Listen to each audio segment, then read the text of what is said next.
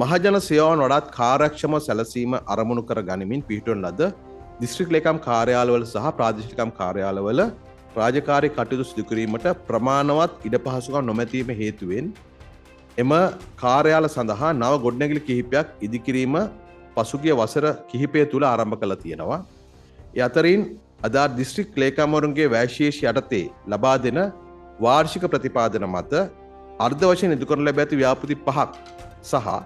ප්‍රමාණවත් ප්‍රතිපාදන නොලැබීම මත ඉදිකිරීම අතරමඟත් හිටව ඇති ව්‍යාපෘති 6ක් පවතින බව හඳුනාගෙන තියෙනවා.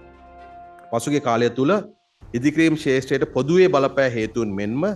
එම ගොඩනැගිලි ඉදිකිරීමට අදාළ පිරිවැය ඇස්තමේන්තු ඉහළ යාම හේතුවෙන් ඒවායේ වැඩිම කිරීම ප්‍රමාද වුණා.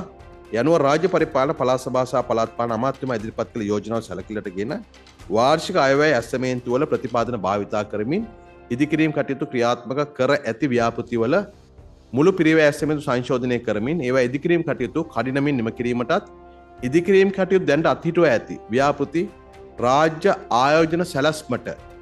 ඇතුළත් කර අවශ්‍ය ප්‍රතිපාදන සලසාගෙන ක්‍රියාත්මක කිරීමටත් අමාත්‍ය මණ්ඩලය අනුමැතිය ලබා දුන්නා. යනුව එම ඉදිකිරීම අතරමඟ නතර වී ඇති ව්‍යාපෘති 6 හැටියට හක්මන ප්‍රාදේශීය ලේකම් කාර්යාලය,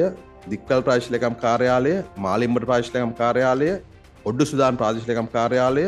නුවරඑළිය දිස්ත්‍රික් ලේකම් කාර්යාලය සහ මතුගම ප්‍රාදේශීය ලේකම් කාර්යාලය ආශ්‍රිත ගොඩනැගිලි හඳුනාගෙන තියෙනවා. ඒ වගේම දැන්ට ඉදිරියෙන් පවතින ව්‍යාපෘති 5 හැටියට පිටබැද්දර, අංගුණකොළ පැලැස්ස,